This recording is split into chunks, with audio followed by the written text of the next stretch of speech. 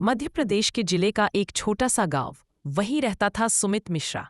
बचपन से दिमाग तेज पर हालात कमजोर। माँ आशा कार्यकर्ता, पिता खेत में मेहनत करते। घर की थाली में खाना कम पर सपने बहुत बड़े। सरकारी अधिकारी बनना, यही एक सपना जिसके लिए वो हर दिन लड़ता था। स्कूल से लौटकर वह मोहल्ले के बच्चों को ट्यूशन पढ़ाता। 1,000-2,000 महीना, बस इतना ही। किताबें आती और भविष्य की उम्मीदें जलती रही। माँ हमेशा कहती, मेरा बेटा एक दिन बड़े पद पर बैठेगा, तू बस रुकना मत। इन शब्दों ने उसके भीतर उम्मीद बोई और वही उम्मीद आगे चलकर उसका हथियार बनी। 12th के बाद इंदौर में एडमिशन मिला। हॉस्टल के पैसे नहीं, इसलिए 3 लड़कों के साथ एक छोटे कमरे में गुजारा। दिन में कॉलेज, शाम में किराना दुकान पर जॉब और रात को गवर्नमेंट एग्जाम्स की तैयारी। सुबह 5 से रात 2 बजे तक। 4 साल बिना छुट्टी, बिना फेस्टिवल, बिना ब्रेक। लेकिन नतीजे? पहली कोशिश फेल, दूसरी फेल, तीसरी फेल, चौथी बस 1-2 नंबर से पीछे और 5वीं बार एलिजिबिलिटी खत्म। उम्र निकल चुकी थी, अब वो एग्जाम दे ही नहीं सकता था।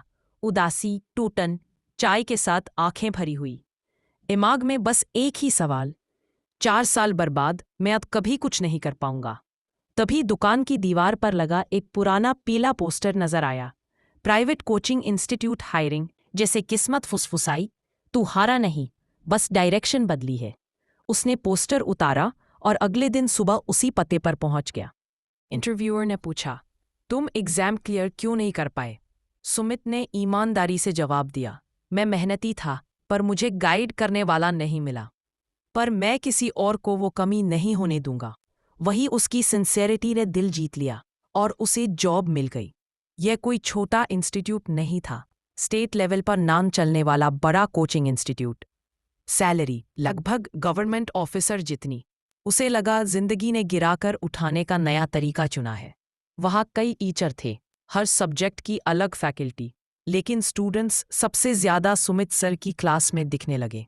क्योंकि समझाने का तरीका आसान, बेसिक से लेकर एडवांस तक क्लियर, हर टॉपिक के साथ रियल एग्जाम्पल्स, और सबसे बड़ी बात, मिस्टेक्स उसी ने झेली थी, इसलिए उसकी स्ट्रैटेजी परफेक्ट थी।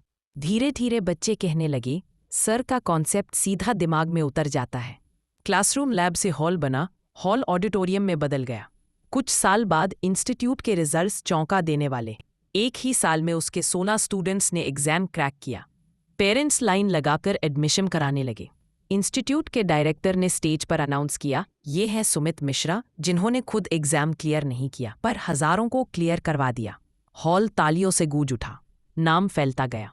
लोग उसे सिर्फ एक टीचर नहीं, एक स्ट्रैटेजी, एक मेथड, एक होप की तरह देखने लगे।